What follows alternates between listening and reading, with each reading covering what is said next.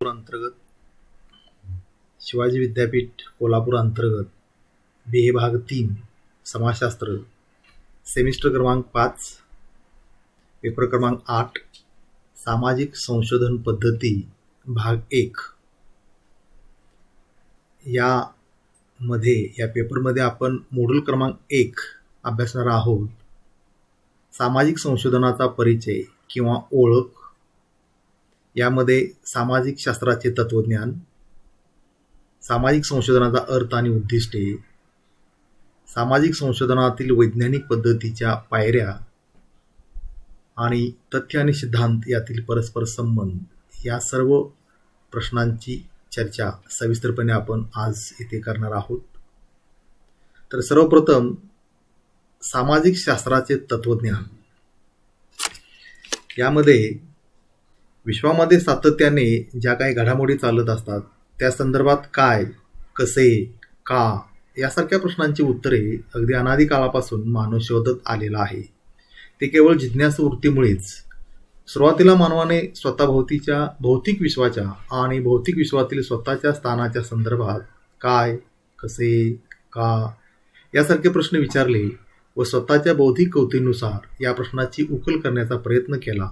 त्यातूनच जी उत्तरे प्राप्त झाली त्यामुळेच तत्वज्ञानाचा उगम आणि विकास झाला आणि पुढे सामाजिक तत्वज्ञान उदयास आले. ज्ञान म्हणजे जाणणे. ते जाणले जाते ते ज्ञान होय. जाणण्याचा संबंध जाणीवेशी असतो. सजीव प्राण्यामध्ये जाणीव असते, निर्जीव वस्तूंना जाणीव नसते. सर्व प्राण्यांना जाणीव सारखी नसते. पशूंच्या जीवनामध्ये इंद्रियांना दिसणारे जग तसेच्या तसे त्यांच्या जाणीवे शिरते. मानवाची जाणीव आर्थिक प्रगल्भ व सूक्ष्म असल्यामुळे इंद्रियाच्या माध्यमातून त्यांच्या मनावर बाहेरच्या जगाचे ठसे उमटतात. ज्ञान हा एक अनुभव आहे. भय, दुःख, राग आदी अनुभव भावनाप्रधान असतात. त्यातून वस्तूचे ज्ञान होते. घटनेचा अर्थ, हेतू हा अनुभव बुद्धिप्रधान आहे. ज्ञानाच्या अनुभवात ज्ञानाचा विषय होणारी वस्तू व ज्ञानाचा अनुभव घेणारा मुख्य मनुष्य हे दोन भाग वेगळे असतात. अनुभव घेणाऱ्याला ज्ञाता व ज्ञानाच्या विषयाला ज्ञेय म्हणतात. ज्ञान हे बुद्धिप्रधान असल्यामुळे इंद्रियांच्या संवेदना, स्मृती, कल्पना, संशय, स्वप्न, भ्रम या सर्वांच्या ज्ञानामध्ये समावेश करावा लागतो. घटनेवर किंवा वस्तूवर मनाची क्रिया होऊन घटनेचे किंवा वस्तूचे स्वरूप मनाला समजते. ही क्रिया म्हणजेच ज्ञान होय. इंद्रियाद्वारे आपल्याला प्रत्यक्ष ज्ञान मिळते. सर्व मानवी व्यवहार त्याच ज्ञानाच्या आधारे चालतात. ज्ञानातून निरनिराळी क्षत्रिय अस्तित्वात आली. प्राध्यापक बेलसरे यांच्या मते इंद्रिय व बुद्धी, प्रत्यक्ष व अनुमान या दोहोंच्या सहकार्यानेच आपल्याला जगाचे ज्ञान मिळते. ज्ञान हे विज्ञानाचे आधारभूत मूल्य आहे. न जाणण्यापेक्षा जाणणे चांगले. ज्ञान हे एक मूल्य आहे. सामान्यतः ज्ञान ही एक प्रकारची जाणीव असते. आपल्या अनुभव कक्ष देणाऱ्या विषयाची ती एक समज असते. शास्त्रीय ज्ञानाचा उगम हा मानवाच्या अनुभव विश्वातून होत असतो. थॉम्सन यांनी इंट्रोडक्शन टू सायन्स या ग्रंथात ही बाब स्पष्ट केली आहे. अनुभवाधिष्ठित ज्ञानाला तर्कशुद्धीची, बुद्धिप्रामाण्यतेची व वस्तुनिष्ठेची तोड दिली जाते. मानवाचा ज्ञान मिळवण्याचा प्रयत्न इतिहासा इतका जुना आहे. मानवाने सामाजिक समूह करून राहण्यास सुरुवात केली व आपल्या दैनंदिन गरजा अधिक चांगल्या रीतीने भागविण्यासाठी सभोवतालच्या परिस्थितीचे, वस्तूचे ज्ञान मिळवून त्याचा आपल्या सेवेसाठी उपयोग करून त्यावर नियंत्रण मिळवण्याचा ज्ञान उपयोगात आणले. व्यक्तीने इंद्रियाद्वारे केलेले निरीक्षण हेच ज्ञानाचे प्राथमिक उगमस्थान असून तेच ज्ञानाच्या सत्यतेचा अंतिम निर्णय देऊ शकते. अशा तत्वज्ञानाचा आग्रह आहे. कोणत्या प्रकारचे सत्य ज्ञान इंद्रियाच्या साह्याशिवाय एकट्या मानवी मनाला अथवा बुद्धीला समजू शकते असे मानणे म्हणजे खुद्द फसवणूक करून घेणे आहे. तत्वज्ञानाच्या प्रकाराला इम्पेरिझम, त्याला आपण अनुभववाद म्हणतात. जे आहे ॲज इट इज त्याला तत्वज्ञ, वस्तुस्थिती फॅक्ट म्हणतात. म्हणजे जे वास्तव असते त्यास वस्तुस्थिती मानावी अशी तत्वज्ञानाची धार असते. बुद्धी, मन, इंद्रिय यांच्या प्रत्यास जे येते अशा कोणत्याही वस्तू, पदार्थ, घटना, वास्तव, वस्तुस्थिती या संज्ञेस पात्र मानले जाते. म्हणजेच जे वस्तुस्थिती धरून आहे त्या सत्य मानले जाते. परंतु वस्तुस्थितीच्या संदर्भात केलेले विधान खरे किंवा खोटे, सत्य किंवा असत्य असू शकते असे तर्कशास्त्रांचे मत आहे. एखादे सत्य असत्य असू शकते, परंतु वस्तुस्थितीबाबत ही अंतिम वस्तू विशेषण पलीकडे बाब म्हणून ओळखली जाते. आपले ज्ञान हे विज्ञान स्वरूपी असते. मानव आपल्या बोलण्यातून, लिखाणातून, सांगण्यातून अनेक विधाने एकामागून एक सातत्याने सादर करीत असतो. परंतु अशी विधाने ज्ञानाचा एक लहान अंश, लहान घटक मानला जातो. भारतीय तत्त्वज्ञानाने ज्ञानागम विषय व ज्ञानाची रूपे यांच्या समृद्धतेला अनुसरून यथार्थ ज्ञानाची संकल्पना विशद केलेली आहे व त्यासाठी त्याने अनुभव विश्वातील वस्तुस्थितीचा आधार घेतलेला आहे. सामाजिक वास्तवतेच्या संदर्भात केलेले विधान अनुभवनिष्ठतेवर आधारलेले असते. PHILOS फिलोस आणि सोफिया SOPHIA या लॅटिन शब्दापासून फिलॉसॉफी PHILOSOPHY हा इंग्रजी शब्द अस्तित्वात आलेला असून आपण त्याला मराठीत तत्वज्ञान असे म्हणतो. तत्वज्ञानामध्ये जेव्हा सामाजिक प्रश्नांची चर्चा होते तेव्हा सामाजिक तत्वज्ञान अस्तित्वात येते. अशा सामाजिक तत्वज्ञानाचा इतिहास मानवी समाजाइतकाच प्राचीन आहे. ज्या तत्वज्ञानी सामाजिक प्रश्नांचा विचार केला त्यामध्ये प्लेटो, अरिस्टॉटल यांच्यापूर्वी सॉक्रेटिस यांच्यापासून ते आजपर्यंतच्या सर्व तत्ववेत्यांचा समावेश करावा लागेल. अर्थात असे असले तरी सुद्धा अगदी सुरुवातीला हे सामाजिक तत्वज्ञान लोककला, जनरीती, उखाणे, म्हणी याद्वारे मांडले जात असे. पुढे प्रबोधन युगात तर्क आणि कारण या दोन बाबीचा सत्याचा शोध घेत असताना जे महत्त्व प्राप्त झाले त्यातून सामाजिक शास्त्रांचा उगम झाला आणि याच काळात वेगळ्या प्रकारचे 4 विचारप्रवाह उदयास आले. 1 बुद्धिवादी विचारप्रवाह, 2 अनुभववादी विचारप्रवाह, 3 मानवतावादी विचारप्रवाह, 4 आदर्शवादी विचारप्रवाह. वरील 4 विचारप्रवाह जसे विकसित होत होते तसतसे मानवी विचारांचा विकास होत होता आणि मानवी विचारांच्या विकासाबरोबरच सामाजिक तत्वज्ञानाची व्याप्ती वाढत गेली. सुरुवातीलाच एक गोष्ट स्पष्ट केली पाहिजे. तत्वज्ञानाचे स्वरूप काय, त्याचा इतर मानवा ज्ञानाशी काय संबंध आहे आदी प्रश्न तत्वज्ञानच उपस्थित केले जातात. इतर ज्ञानशाखेचे तसे नसते. गणिताचे नेमके स्वरूप काय आहे, त्याचा इतर ज्ञानशाखाशी कोणता संबंध आहे हे प्रश्न गणित स्वतः संबंधी उपस्थित करीत नाही, तर तत्वज्ञान हे प्रश्न गणिताविषयी आणि इतर सर्व ज्ञानाविषयी उपस्थित करते आणि तत्वज्ञान इतर ज्ञानाविषयी जसे हे प्रश्न उपस्थित करते तसेच स्वतः संबंधीचीही ते उपस्थित करते. या प्रश्नाची उत्तरे शोधताना तत्ववेत्याने एका विशिष्ट तात्विक भूमिका स्वीकारलेली असते. तत्वज्ञानाचा नेमका विषय, त्याची व्याप्ती, रीत याविषयीची प्रश्नांना तत्ववेते वेगवेगळ्या भूमिकातून परस्पर विरोधी उत्तरे देतात. म्हणजेच प्रत्येक तात्विक दर्शनात तत्वज्ञानाच्या स्वरूपाविषयी एक विशिष्ट कल्पना स्वीकारलेली असते आणि तिचे प्रामाण्य सिद्ध करण्याचा प्रयत्न केलेला असतो. ही कल्पना त्या तात्विक दर्शनाचा एक भाग असते आणि वेगवेगळ्या दर्शनात ती भिन्नता असते. आपल्याला तटस्थ दृष्टिकोनातून तत्वज्ञानाचे स्वरूप आणि रीत यासंबंधी कोणत्या भिन्न कल्पना स्वीकारल्या गेल्या आहेत किंवा स्वीकारल्या जाण्यासारख्या आहेत हे या ठिकाणी पाहायचं आहे. तत्वज्ञानाचे कार्य काय या प्रश्नाचे एक सरळ उत्तर आपण देऊ शकत नाही. तत्वज्ञानाचे अनेक भिन्न कार्य आहेत पण ती परस्पर संबंध आहेत, त्यांच्या किमकांपासून आपण फारकत करू शकत नाही. मानव स्वतःच्या अनुभवाची, व्यवहाराची जाणीव असलेला असा प्राणी आहे. ह्या त्याच्या प्रवृत्तीचा होणारा बौद्धिक आविष्कार म्हणजेच तत्वज्ञान. आपल्या अनुभवाचे एक अत्यंत व्यापक चौकटीत बौद्धिक संगत लावण्याचा आणि अशा चौकटीच्या संदर्भात स्वतःच्या जीवनाला वळण आणि दिशा देण्याच्या या प्रेरणेतून तत्वज्ञान उदयास येते आणि विकास पावते. जेव्हा एखादे विशिष्ट विज्ञान मानवी व्यवहाराचे एखादे विशिष्ट क्षेत्र, उदाहरणार्थ गणित, भौतिक, राजकारण, धर्म, स्वतःविषयी, स्वतःचे स्वरूप, उद्दिष्ट, रीत, ज्ञानाच्या व जीवनाच्या अन्य क्षेत्राशी असलेले संबंध याविषयी प्रश्न उपस्थित करते किंवा त्याच्या संबंधात असे प्रश्न उपस्थित केले जातात तेव्हा त्या विषयाचे तत्वज्ञान निर्माण होते. तत्वज्ञानाचे एक प्रमुख कार्य म्हणजे विश्वाचे समग्र साकल्याने प्रतीत होणारे स्वरूप काय आहे, तसेच मानव हा काय आहे आणि मानवाचे विश्वातील स्थान कोणते हे निश्चित करणे आणि त्या आधारावर मानवाला योग्य असा जीवनमार्ग कोणता याचा शोध घेणे. आज विश्वाच्या वेगवेगळ्या विभागांचा व अंगाचा अभ्यास करणारी अनेक स्वतंत्र विज्ञाने आहेत, उदाहरणार्थ भौतिक, रसायन, जीव इत्यादी, आणि त्यांनी विश्वाची सर्व अंगे वाटून घेतलेली आहेत. पण जगात भारत, ग्रीक, रोमन प्राचीन संस्कृती प्रौढावस्थेत आल्या तेव्हा म्हणजे विद्या किंवा ज्ञान हे स्वतंत्र मूल्य म्हणून आदरणीय झाले. तेव्हा मानवी ज्ञानाच्या सुरुवातीला अशी स्थिती नव्हती.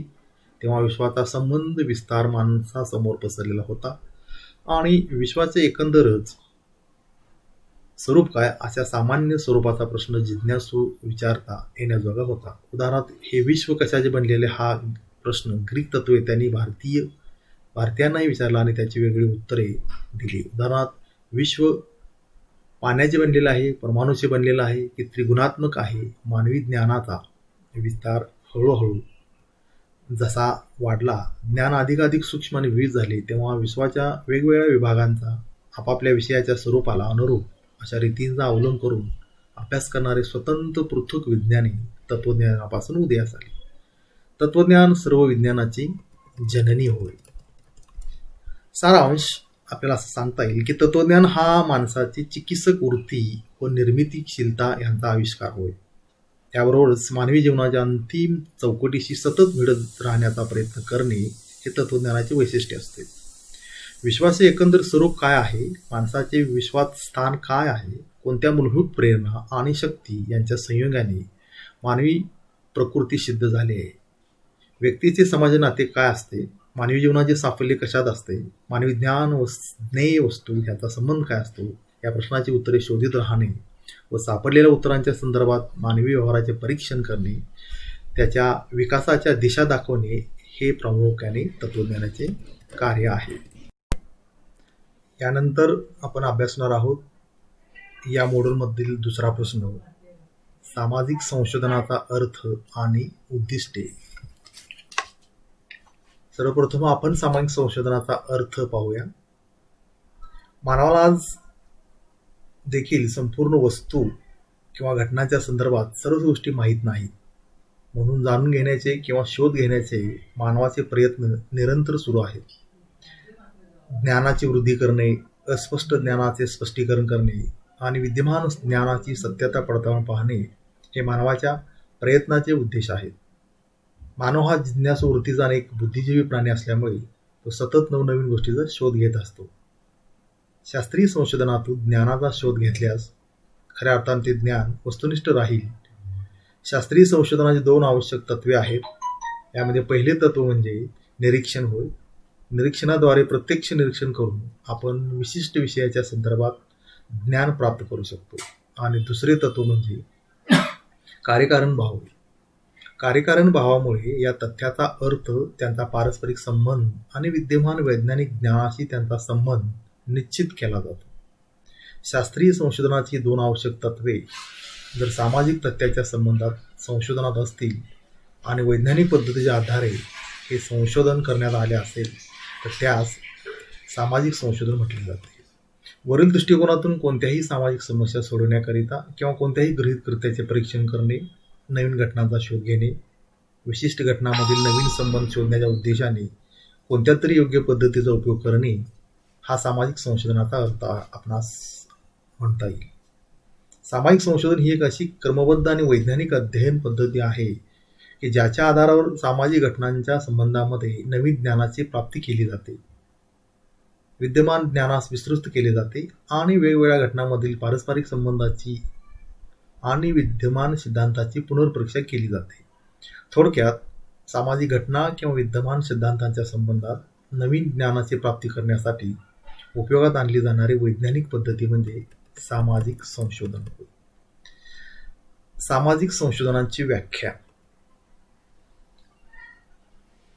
सामाजिक संशोधन एक शास्त्रीय योजना असून जिचा उद्देश तार्किक आणि क्रमबद्ध पद्धतीद्वारा नवीन तथ्याचा शोध घेणे किंवा जुन्या तथ्याचे पुनर्परीक्षण आणि त्यांच्यात आढळून येणारे अनुक्रम, अंतःसंबंधी कार्यकारण भाव आणि त्यांना संचलित करणाऱ्या नैसर्गिक नियमांचे विश्लेषण करणे हा आहे. ही व्याख्या श्रीमती पॉलिन फी यंग यांची आहे. यामध्ये महत्त्वाचा भाग नवीन तथ्याचा शोध घेणे आणि जुन्या तथ्याचं पुनर्परीक्षण करणे आणि नैसर्गिक नियमांचे विश्लेषण करणे हा महत्त्वाचा भाग आहे. 2 नंबरची व्याख्या आहे बोवार्स या शास्त्रज्ञांची. एकत्रित राहणाऱ्या लोकांच्या जीवनातील क्रियाशील अंतर्भूत प्रक्रियांचे संशोधन म्हणजे सामाजिक संशोधन होय. यामध्ये एकत्रित जीवनातील क्रियाशील अंतर्भूत घटना महत्त्वाच्या आहेत. व्हिटने या शास्त्रज्ञांची व्याख्या आहे. समाजशास्त्रीय संशोधनामध्ये मानव समूहाच्या संबंधाच्या अध्ययनाचा समावेश होतो. म्हणजे मानव संबंधाच्या अध्ययनाला प्राधान्याने महत्त्व दिलेलं आहे. वरील व्याख्यावरून स्पष्ट होते की सामाजिक संशोधन ही सामाजिक जीवनाच्या विविध पैलूंच्या संदर्भात अध्ययन करण्याची एक वैज्ञानिक पद्धत योजना आहे. ही वैज्ञानिक योजना असल्यामुळे या अंतर्गत संपूर्ण संशोधन कार्य हे शास्त्रीय पद्धतीनुसारच केले जाते. यामध्ये अशास्त्रीय विचारांना, अवैज्ञानिक पद्धतीला कोणतेही स्थान नाही. सामाजिक संशोधन हे तार्किक आणि क्रमबद्ध पद्धतीवर निर्भर आहे आणि या पद्धतीद्वारा सामाजिक जीवन व घटनांच्या संदर्भात शोध घेतला जातो. जुन्या सिद्धांताचे पुनर्परीक्षण केले जाते आणि विभिन्न सामाजिक तथ्यामध्ये आढळणाऱ्या आंतरसंबंधाचे अनुक्रमाचे स्पष्टीकरण केले जाते. यानंतर सामाजिक संशोधनाचे उद्देश. सामाजिक संशोधनाचे विविध उद्देश. सामाजिक संशोधनाच्या विविध उद्देशाचे ढोबळमानाने 2 भागात विभाजन केले जाते. एक सैद्धांतिक उद्देश, ज्याला आपण थेरॉटिकल ऑब्जेक्टिव्ह म्हणतो, आणि 2 व्यावहारिक किंवा उपयुक्तवादी उद्देश, अप्लाइड ऑब्जेक्ट. सामाजिक संशोधन व्याख्यामध्ये प्रामुख्याने सैद्धांतिक उद्देशावरच अधिक भर दिला असल्याचे आढळून येते. असे असले तरी व्यावहारिक किंवा उपयोगिता ही देखील सामाजिक संशोधनाचा एक उद्देश आहे. विज्ञान आणि सामाजिक संशोधनाच्या व्यावहारिक उद्देशाकडे दुर्लक्ष केले नाही. एक सैद्धांतिक उद्देश. सामाजिक संशोधनाच्या सैद्धांतिक उद्देशाचे विवेचन आपण या ठिकाणी सविस्तरपणे करू. ज्ञानाची प्राप्ती करणे. प्रत्येक संशोधनाचा हेतू हा ज्ञानाची वृद्धी करणे हा असतो. संशोधन हे ज्ञान वृद्धी करण्याचे एक साधन आहे. सामाजिक संशोधनाचा उद्देश हा सामाजिक जीवन घटना, तथ्ये किंवा समस्या संदर्भात ज्ञान प्राप्ती करणे हा आहे. केवळ नवीन तथ्याच्या संदर्भातच नाही तर जुन्या तथ्याबाबत देखील ज्ञान मिळवले जाते. सामाजिक तथ्ये ही नैसर्गिक शास्त्रातील घटकाप्रमाणे स्थिर आणि शाश्वत नसतात. सामाजिक आणि सांस्कृतिक परिस्थितीत परिवर्तन घडून आल्यास सामाजिक तथ्यामध्ये सुद्धा परिवर्तन होत असते. म्हणून आज काही विशिष्ट तथ्याबाबत आपले जे काही ज्ञान आहे ते पुढे तसेच राहील असे नाही. विशिष्ट तथ्याबाबत आपले जे ज्ञान आहे ते पुढे पूर्णता किंवा अंशतः खोटे देखील ठरू शकते. म्हणून नवीन तथ्याबाबत संशोधन करून ज्ञान मिळवले जाते. त्याचप्रमाणे जुन्या तथ्याचे पुनर्परीक्षण करून तपासून घेणे आवश्यक आहे. अशा प्रकारे नवीन तथ्याबाबत ज्ञान मिळवणे तसेच जुन्या तथ्यांचे पुनर्परीक्षण करून सामाजिक घटनांच्या संदर्भातील आपले ज्ञान हे गतिशील आणि प्रगतिशील बनवणे हा संशोधनाचा एक अतिशय महत्त्वपूर्ण सैद्धांतिक उद्देश आहे. सामाजिक घटनांमधील प्रक्रियांचा संबंधाचा शोध घेणे. प्रत्येक सामाजिक घटना किंवा तथ्यांचे सामाजिक संरचनेच्या अंतर्गत कोणते ना कोणते प्रकारे असते. त्या प्रक्रियाचा सामाजिक संरचना आणि व्यवस्थेत चांगला प्रभाव अथवा वाईट प्रभाव असतो. समाजशास्त्रज्ञाच्या मते कोणत्याही सामाजिक तथ्याचे प्रकारे विहीन अस्तित्व राहू शकत नाही. विविध सामाजिक घटना किंवा तथ्यामध्ये त्यांच्याद्वारे केल्या जाणाऱ्या वेगवेगळ्या प्रक्रियांच्या आधारावरच प्रक्रियात्मक संबंध आढळून येतात. या प्रक्रियात्मक संबंधामुळे सामाजिक जीवनात निरंतरता, गतिशीलता आहे. तसेच व्यवस्थेची निर्मिती झाली. सामाजिक घटनांमधील प्रकारात्मक संबंध लक्षात घेतल्याशिवाय सामाजिक घटना किंवा तथ्याचे स्वरूप स्पष्ट करणे अशक्य आहे. म्हणून सामाजिक घटनांमधील प्रकारात्मक संबंधाचा शोध घेणे हा सामाजिक संशोधनाचा एक महत्त्वाचा सैद्धांतिक उद्देश आहे. सामाजिक नियमांचा शोध घेणे. सामाजिक घटना या अचानक किंवा सहज घडून येत नाहीत. ज्याप्रमाणे पृथ्वीची गती, ऋतुमान, पाऊस, भूकंप, ज्वालामुखी इत्यादी नैसर्गिक घटना या अचानक घडून येत नाहीत, तर काही विशिष्ट नियमाद्वारा या सर्व घटना संचलित आणि नियंत्रित होत असतात.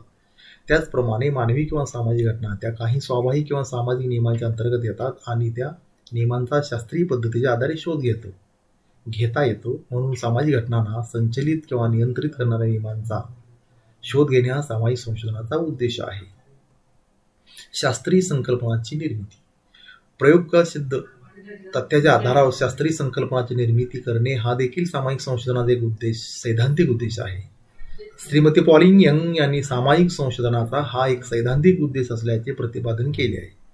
समाजशास्त्रात विविध प्रकारच्या शास्त्रीय संकल्पनाची निर्मिती करण्यात आली. जेव्हा अनेक शास्त्रीय संकल्पना आणि पारिभाषिक शब्द निर्माण केले जातील तेव्हा सामाजिक शास्त्राला प्रगती करणे अधिक सुलभ होईल. 2 व्यावहारिक किंवा उपयोगितावादी उद्देश. सामाजिक जीवन आणि विविध घटनांच्या संदर्भात आपणास सामाजिक संशोधनामुळे बरीच माहिती प्राप्त होते. या माहितीचा उपयोग आपण आपल्या व्यावहारिक जीवनात देखील करू शकतो. सामाजिक संशोधन ही सामाजिक जीवनाच्या संबंधात आपल्या ज्ञानाचा एक अतिशय महत्त्वाचा शोध आहे. हे ज्ञान आपल्याला सामाजिक समस्या सोडवण्यासाठी आणि सामाजिक जीवनास अधिक प्रगतिशील बनवण्याकरिता आवश्यक योजना तयार करण्यासाठी अतिशय उपयोगी आहे. या दृष्टीने सामाजिक संशोधनाचे व्यावहारिक उद्देश आपल्याला सांगता येतील. एक, सामाजिक समस्या सोडविण्यासाठी. सामाजिक समस्या सोडवण्याच्या दृष्टीने सामाजिक संशोधनातून मिळवलेले ज्ञान अतिशय उपयुक्त आहे. प्राचीन काळात समाज जीवन हे साधे आणि सरळ होते. मानवाच्या गरजा या मर्यादित होत्या, त्यामुळे त्या काळात सामाजिक समस्यांचे स्वरूप हे अधिक जटिल नव्हते. परंतु आधुनिक काळात समाज जीवन हे अतिशय जटिल झाले आहे. विज्ञान आणि तांत्रिक प्रगतीमुळे आधुनिक समाज हा देखील दिवसेंदिवस जटिल बनला आहे.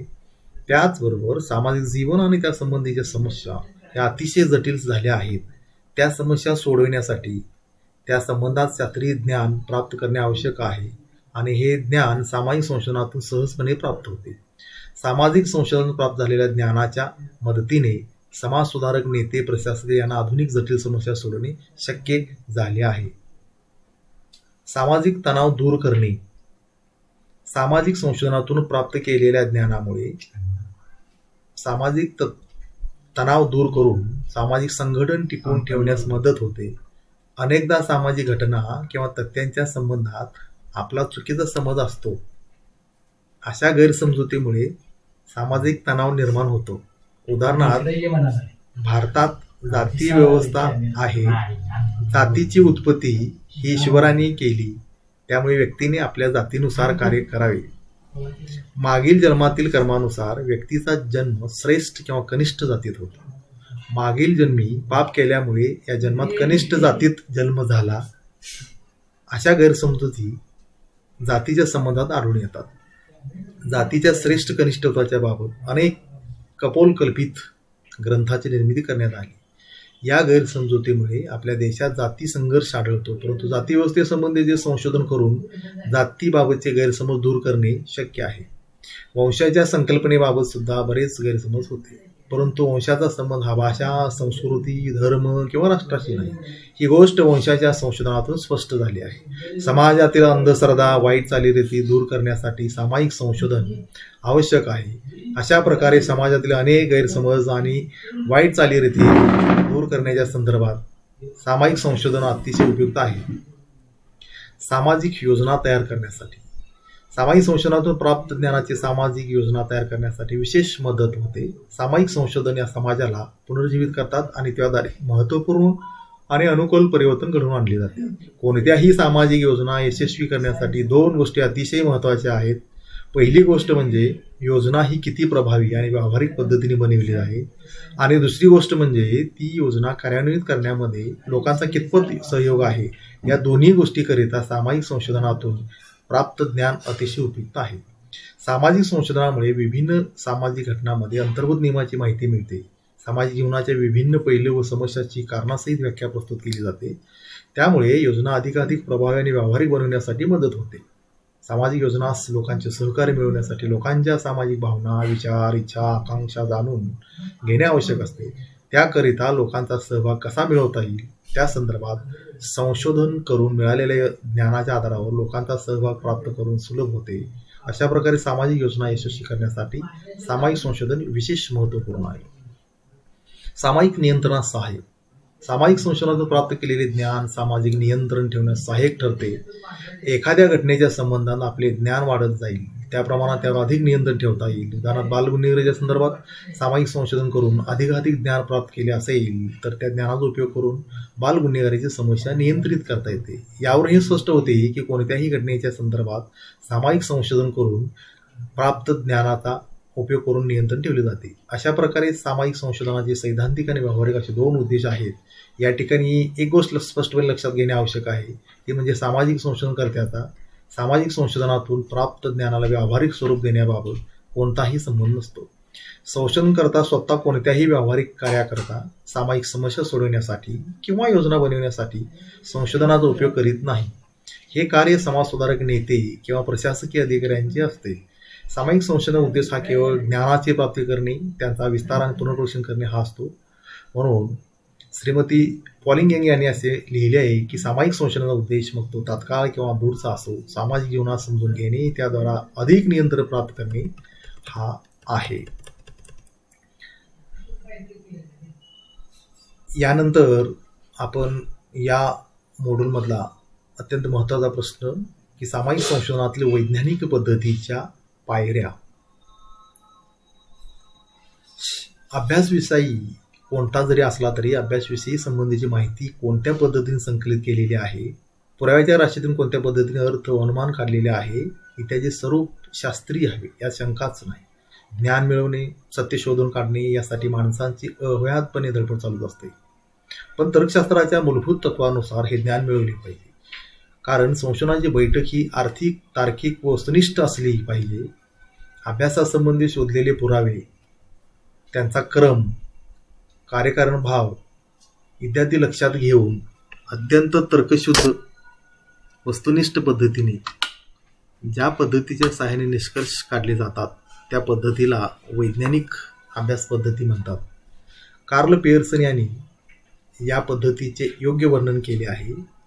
ते म्हणतात, वैज्ञानिक अभ्यास पद्धतीची पुढील वैशिष्ट्ये आहेत. वैज्ञानिक अभ्यास पद्धतीमध्ये 1. पुराव्याच्या काळजीपूर्वक व अचूक छाननी व त्यातील क्रम व संबंध.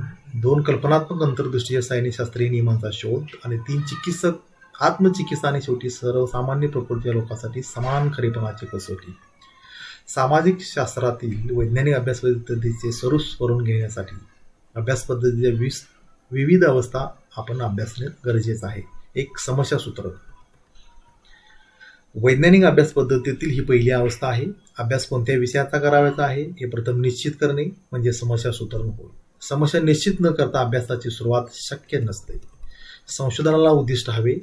हे उद्दिष्ट ठरविणे म्हणजेच कोणत्या विषयाचा अभ्यास करणे हे निश्चित करणे. उद्दिष्टविरुद्ध वावरणे दिशाहीन असते व त्यातून काही निश्चित निष्पन्न होत नसते. सुकाणू नसलेल्या होडीसारख्या अवस्था उद्दिष्ट नसलेल्या संशोधनाची होत असते. तेव्हा संशोधनाचा अभ्यास विषय निश्चित झाला पाहिजे. अभ्यास विषयातील निश्चित होत असताना अर्थात समस्याच्या स्वरूपामध्ये बदल होत असतो किंवा बदल करणे शक्य असते. समस्या निश्चित करण्याच्या अवस्थेत असताना अभ्यास विषयाची व्याप्ती व आवाका मोठा असल्याची जाणीव जर संशोधकाला झाली तर संशोधकाला समस्येच्या स्वरूपात बदल करणे इष्ट वाटते. पण त्यासाठी सुद्धा समस्या ढोबळमानाने काढणे निश्चित झाली पाहिजे. उदाहरणार्थ साखर कारखान्यातील मानवी संबंध हा विषय सुरुवातीच्या अवस्थेत संशोधकाच्या मनात धरला असेल तर जंगलातील सर्व प्रकारच्या खाजगी सहकारी साखर कारखान्याचा अभ्यास करणे हे मानवी मर्यादेपलीकडचे आहे.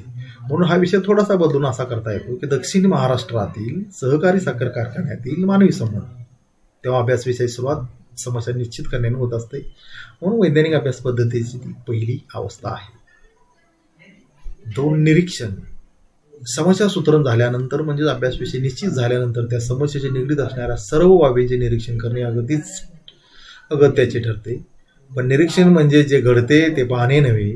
पद्धतशीर निरीक्षण, पद्धतशीर रीतीने हेतुपूर्वक पाहणे म्हणजे निरीक्षण होय. अशा निरीक्षणात निवड असते. अभ्यास संबंधी नेमके जे महत्त्वाचे त्याचेच निरीक्षण करणे महत्त्वाचे असते. असंबंध कुचकामाच्या बिनमहत्त्वाच्या नोंदी करणे म्हणजे कालव्यय आहे. किंवा वेगपूर्वक निरीक्षण हे निरीक्षणाच्या अवस्थेत अभिप्रेत आहे. निरीक्षणाबाबत दुसरी महत्त्वाची बाब म्हणजे निरीक्षण पूर्वग्रहमुक्त व निपक्षपाती असले पाहिजे. संशोधकाची भूमिका सत्य शोधण्याची असते. त्यासाठीच त्याची अव्याहतपणे धडपड चालू असते. म्हणून तर निरीक्षण अधिक वस्तुनिष्ठ असले पाहिजे. आपल्या आवडीनिवडी, धारणा, श्रद्धा, नैसर्गिक कल इत्यादीचे प्रतिबिंब निरीक्षणावर पडता कामा नये याची दक्षता संशोधकांनी घेतली पाहिजे. संशोधनाचा पाया वस्तुनिष्ठ निरीक्षण होईल. निरीक्षणाचे पद्धतीनंतर आपण अभ्यासनाचं वर्गीकरण. निरीक्षणाच्या साहाय्याने अभ्यास विषयासंबंधी माहिती गोळा केल्यानंतर त्या पुराव्याचे वर्गीकरण करणे हा वैज्ञानिक अभ्यास पद्धतीचा महत्त्वपूर्ण टप्पा आहे. अभ्यास विषयासंबंधी गोळा केलेल्या माहितीचा ढीग संशोधकासमोर असतो. ही माहिती गुंतागुंतीची अस्ताव्यस्त असते. यातून काही अर्थ काढणे शक्य नसते. म्हणून गोळा केलेल्या माहितीची अभ्यास विषयासंदर्भात विभागणी करणे आवश्यक असते. तेव्हा वस्तू, घटना, व्यक्ती इत्यादी त्यांच्यातील साम्यभेदाप्रमाणे गट पाडणे म्हणजे वर्गीकरण होय. वर्गीकरण केल्याखेरीज विज्ञानामध्ये आवश्यक असलेल्या कार्यकारण संबंधाचे धागे वगैरे उकलता येणे शक्य नसते. शास्त्रीय संशोधनाचे हेच महत्त्वाचे पाऊल मानावे लागेल. कारण संकलित केलेल्या अव्यवस्थित अस्ताव्यस्त असणाऱ्या माहितीतून व्यवस्था निर्माण करणे महत्त्वाचे असते. माहितीतील साम्य विरोधानुसार माहितीचे वर्गीकरण करण्यानेच कार्यकारण भावाचा शोध घेणे शक्य असते. पण हेही लक्षात घेतले पाहिजे की समान धर्म वर्गीकरणाचा आधार जरी असला तरी मौलिक असला पाहिजे. कोळसा, कावळा, छत्री, नेकरू इत्यादी वस्तू व्यक्ती केवळ काळ्या रंगाच्या धर्मावर एकत्रित करणे हे संशोधनाच्या दृष्टीने उपयुक्त नसते.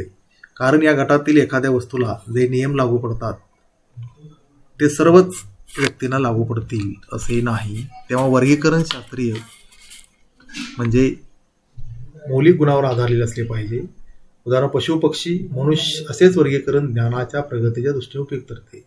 वर्गीकरणाचा आणखीन एक महत्त्वाचा उपयोग म्हणजे मौलिक आधारावर वर्गीकरण केले म्हणजेच वस्तूंची, घटनांची अगर मानवाची साम्य विरोधाभासी वैशिष्ट्ये कायमची लक्षात राहतात. त्याचबरोबर त्या घटनाविषयीचे जे सामान्य नियम प्रस्थापित झालेले असतात ते स्मरणात ठेवणे सोपे जाते. किंवा परिश्रमपूर्वक गोळा केलेले ज्ञान कायमपणे लक्षात ठेवणे एक महत्त्वाचे साधन म्हणजे वर्गीकरण होय. अभ्युपगम अभ्यास विषयासंबंधी निरीक्षणाच्या आधारे गोळा केलेले माहितीचे वर्गीकरण केल्यानंतर त्यामधून काही निष्कर्ष काढणे सहज शक्य असते. घटनेच्या कार्यकारणसंबंधी मिळवलेल्या माहितीच्या आधारे मनाशी कयास किंवा अंदाज बांधले जातात. त्याला शास्त्रीय भाषेत अभ्युपगम किंवा सिद्धांत कल्पना म्हणतात. वास्तवतेवर आधारलेला कयास म्हणजेच घटनेचे प्राथमिक अगर संभाव्य विवरण असते. अभ्युपगम म्हणजे स्वैर कल्पना नव्हे. स्वैर कल्पनांना वास्तवतेचा आधार नसतो. चकोर पक्षी चांदणे पितो ही स्वैर कल्पनाच आहे, पण अभ्युपगम वास्तव नसते.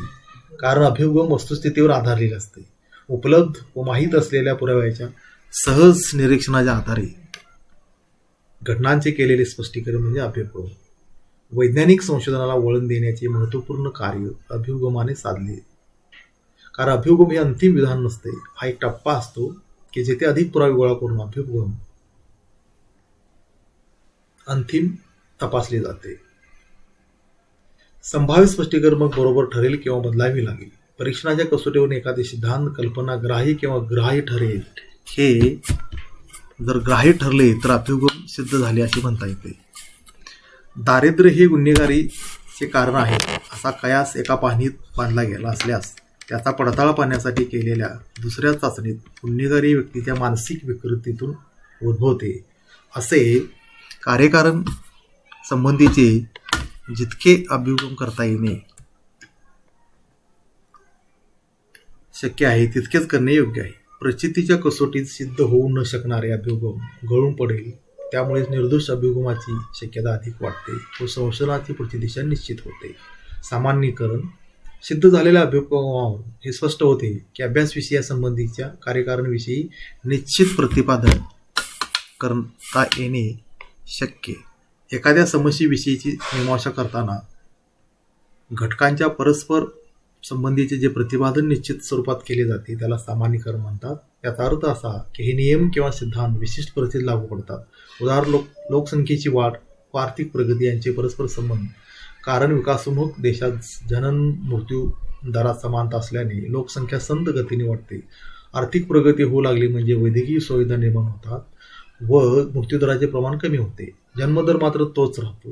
परिणामता लोकसंख्या वाढू लागते. या उलट अधिक आर्थिक प्रगती झालेल्या समाजमानही वाढते. मोठे कुटुंब अव्यवहार्य वाटते. साहजिक जन्मदराचे प्रमाण कमी होते. लोकसंख्या स्थिर होऊ लागते. समान परिस्थिती असेल तर अचूकपणे निष्कर्ष सर्व काळी लागू पडणारे सामान्य स्वरूपाचे पाहिजे. सामान्यीकरण म्हणजे विज्ञानाचे नियम अगर तत्व मान्य होय.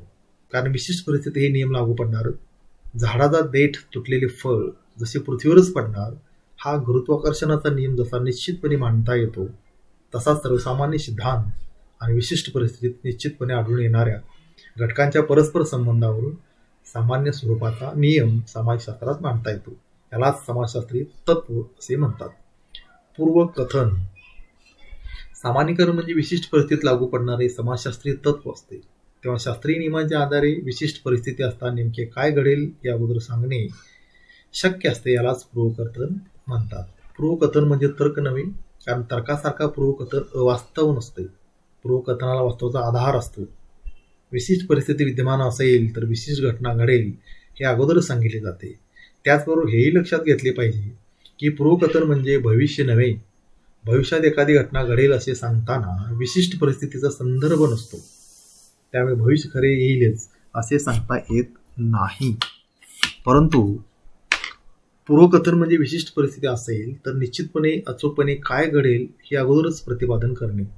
उदाहरणार्थ भंगलेले कुटुंब, अनैतिक वातावरण, वाईट शेजार, वाईट संगत असे वातावरण असेल तर मुलात गुन्हेगारी प्रवृत्ती निर्माण होण्याची अधिक शक्यता असते. असे सापेक्ष विधान पूर्वकथनात करता येते. पूर्वकथन हे अत्यंत उपयुक्त असते कारण विशिष्ट परिस्थितीचे आकलन झाल्यानंतर निश्चितपणे कोणते परिणाम होतील हे अगोदर समजणे समाज हिताच्या दृष्टीने केव्हाही चांगले असते. बालगुन्हेगारी प्रवृत्ती ही विशिष्ट परिस्थिती निर्माण होते हे समजल्यानंतर त्या वातावरणाचे समूळ निर्माण करणे शक्य होते. सारांश: समाजशास्त्रातील वैज्ञानिक अभ्यास पद्धतीची सुरुवात समस्या सूत्रणाने होते. एकदा समस्या निश्चित झाल्यानंतर त्या संबंधीची माहिती वैज्ञानिक पद्धतीने वर नमूद केलेल्या क्रमाने गोळा केली जाते. हाती आलेल्या माहितीवरून विशिष्ट परिस्थिती विद्यमान असेल तर कोणती घटना घडेल हे निश्चितपणे सांगता येणे शक्य असते. पण कोणत्याही घटनेचे विवरण हे वस्तुनिष्ठ दृष्टीने व्हावेच हवे हे वैज्ञानिक अभ्यास पद्धतीत अभिप्रेत आहे आणि सामाजिक शास्त्रात हे शक्य आहे हाच खरा प्रश्न आहे.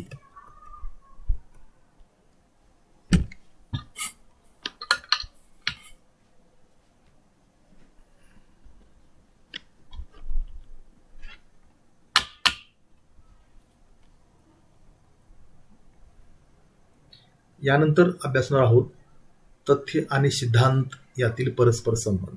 हा मॉड्यूलमधला शेवटचा प्रश्न, अत्यंत महत्त्वाचा प्रश्न. तथ्य सिद्धांत यातील परस्पर संबंध. नैसर्गिक समाजशास्त्रात अनेक शास्त्रज्ञांनी आपापल्या अध्ययन क्षेत्रात विविध सिद्धांतांची निर्मिती केलेली आहे. नैसर्गिक अथवा सामाजिक घडामोडींच्या संदर्भात विचारवंतांनी केलेली तात्विक मीमांसा म्हणजे सिद्धांत होय. एखाद्या घडामोडीबाबत समाजात प्रचलित असणाऱ्या ग्रहित संकल्पना कितपत शास्त्रीय व तार्किक स्वरूपाच्या आहेत हे पडताळून पाहण्याचा प्रयत्न शास्त्रज्ञ व तत्त्वज्ञ करीत असतात. सामाजिक घडामोडीच्या सामाजिक समस्येच्या संदर्भात समाजशास्त्रज्ञ विविध प्रकारची माहिती गोळा करून कार्यकारणविषयक संबंधाच्या आधारावर निष्कर्षाची व अन्य सिद्धांताची मांडणी करीत असतात. एवढेच नव्हे तर या सिद्धांतांचा वेळोवेळी अन्य शास्त्रज्ञ पडताळा करून पाहत असतात. म्हणून सिद्धांत निर्मिती अथवा निष्कर्षांची मांडणी करणे हे संशोधनाचे मूलभूत उद्दिष्ट असते. मात्र तथ्यांच्या शिवाय सिद्धांतांची निर्मिती करता येत नसल्याने तथ्य व सिद्धांत यातील संबंध अयोग्य स्वरूपाचे आहेत. सिद्धांतामुळे तथ्य संकलनाला विशिष्ट दिशा मिळते. सिद्धांत हा संकलित करण्यात येणाऱ्या तथ्यांच्या मर्यादा निश्चित करण्यास मदत करीत असतो. संशोधनाचे कार्य नवनवीन अध्ययनाचे कार्यक्षेत्र विकसित करीत असते. नवीन अभ्यास विषयाकडे विचारवंतांचे व अभ्यासकांचे लक्ष आकर्षित करून घेण्याकडे सिद्धांत प्रयत्न करीत असतो. समाजशास्त्रीय संशोधनात नवीन अध्ययन तंत्राचा जसजसा विकास होत जातो तसतशी तथ्य संकलनाच्या पद्धतीत प्रगल्भ प्रगती होते. सिद्धांत हा अध्ययनाचे कार्यक्षेत्र निश्चित करीत असल्याने अभ्यासकाला कोणत्या प्रकारची माहिती आवश्यक आहे ती गोळा करण्याचा प्रयत्न करीत असतो. म्हणून सिद्धांतामुळे तथ्य संकलनाच्या प्रक्रियेला निश्चित दिशा मिळू शकते. 2. तथ्य संकलनामुळे सिद्धांताला चालना मिळते. संशोधनाच्या प्रक्रियेत अभ्यासकाला अभ्यास विषय संदर्भात तथ्य संकलनावर प्रथम विसरून राहावे लागते. सामाजिक घडामोडी अथवा सामाजिक समस्या क्लिष्ट स्वरूपाच्या असल्याने विविध तंत्रांचा अवलंब करून तथ्य संकलन करावे लागते. तथ्य संकलनाच्या प्रक्रियेमुळे अभ्यास विषयासंदर्भात नवनवीन माहिती उजेडात येत असते. त्यांच्या आधारावरच नवीन सिद्धांताची जशी निर्मिती करता येते त्याचप्रमाणे जुन्या सिद्धांताचे पुनर्मूल्यांकन करणे सोपे जाते. संशोधन ही प्रकट अध्ययनाची पद्धत असल्यामुळे सिद्धांतावर टीकात्मक परीक्षण वेळोवेळी केले जाते. त्यामुळे सिद्धांत निर्मितीच्या प्रक्रियेत तथ्य संकलनाला अग्रस्थान प्राप्त झालेले असते. 3. सिद्धांतातील संकल्पना व वर्गीकरण यामुळे संकलित तथ्यात व्यवस्था निर्माण करता येते. एखाद्या घटनेच्या किंवा समस्येच्या संदर्भात प्रस्थापित मानव समाजात कोणत्या गृहीत संकल्पना समाजमान्य स्वरूपात रूढ आहे त्याची विज्ञाननिष्ठता वस्तुनिष्ठता अजमावण्याचे कार्य संशोधनास करावे लागते आणि त्या दृष्टीने वस्तुनिष्ठ स्वरूपाची माहिती अभ्यासकाला गोळा करावी लागते. तसेच विशिष्ट गुणधर्मानुसार संकलित केलेल्या माहितीचे वर्गीकरण करून समस्येला जबाबदार असणाऱ्या घटकांचा शोध घ्यावा लागतो. तथ्यांच्या वर्गीकरणामुळे तथ्यांचे व्यवस्थापीकरण केले जाते. तथ्यांचे वेगळ्या विभागात विभाजन केल्यामुळे तथ्यांचा आशय प्राप्त होत असतो. अनेक तथ्यामधील जोपर्यंत आशय प्राप्त होत नाही तोपर्यंत अभ्यासकाला सिद्धांताची निर्मिती करता येत नाही. पीटरमॅन यांच्या मते तथ्यांना एखाद्या अर्थपूर्ण रीतीने व्यवस्था मांडणे व त्या तार्किक संबंध प्रस्थापित करणे हाच सिद्धांत निर्मितीचा मूलभूत हेतू आहे. 4. सिद्धांतामुळे तथ्याचे सारांशीकरण केले जाते. संशोधनासाठी आवश्यक असणारी तथ्ये संख्यात्मक दृष्ट्या जशी अधिकाधिक असतात तशी ती विस्कळीत असतात. वर्गीकरणाच्या आधारे अनेक तथ्यामधील कार्यकारणविषयक संबंध जाणून घेऊन एखाद्या शास्त्रीय विज्ञानाची मांडणी केली जाते. या विधानात तथ्याचा उल्लेख न करता त्याचा आशय विशद केला जात असतो. त्यामुळे संकलित केलेल्या सर्व माहितीचे सार सिद्धांतामुळे साध्य होत असते. संकलित केलेल्या तथ्यांना नियमाच्या चौकटीत बसवण्यासाठी सिद्धांताची आवश्यकता असते. परंतु सिद्धांत निर्मितीचे कार्य स्वानुभवावर आधारलेले असावे लागते. 5. सिद्धांतामुळे घटनेचे भविष्यकथन करता येते. संशोधनाच्या अध्ययन पद्धती शास्त्रीय मूल्याच्या आधारावर घडामोडीच्या अथवा समस्या संदर्भात तथ्यांच्या आधारावर काही निष्कर्षाची किंवा अनुमानाची मांडणी केली जाते. त्या निष्कर्षाचा पडताळा करून त्याची विश्वसनीयता आजमावून पाहिली जाते. समान परिस्थितीत एकाच प्रकारच्या घटना वारंवार घडत असतील तर त्याचे संभाव्य परिणाम समाजावर कोणकोणते प्रकारचे होऊ शकतील याचा शास्त्रीय अंदाज सिद्धांताच्या आधारावर घटना घडण्या अगोदर व्यक्त केला जातो. एवढेच नव्हे तर होणाऱ्या संभाव्य परिणामावर काही उपाययोजना लागू करण्यास त्यापासून समाज रक्षण करता येते. म्हणून भविष्यकालीन घटनांचा अंदाज घेऊन त्यावर उपाय सुचवण्याचे कार्य सिद्धांत करीत असते. परंतु एखादी घटना जर वारंवार घडत असेल तर त्याबाबत सिद्धांत निर्मिती करणे सोपे जाते. नैसर्गिक शास्त्राच्या तुलनेने सामाजिक शास्त्रात भविष्यकथनाची क्षमता अल्प आहे. कारण एकाच प्रकारच्या घटना सर्व समाजात सारख्या पद्धतीने घडत नसतात. एवढेच नव्हे तर घटनेला जबाबदार असणारे घटक सर्वत्र सारखेच असतात अशी नाही. म्हणून सामाजिक शास्त्रातील निष्कर्ष हे सामान्य जनरल स्वरूपाचे असतात. तसेच ते देश, काल, परिस्थिती व समाज यानुसार बदलत जात असतात. 6. सिद्धांतामुळे उपलब्ध ज्ञानातील मोकळ्या जागा कळू शकतात.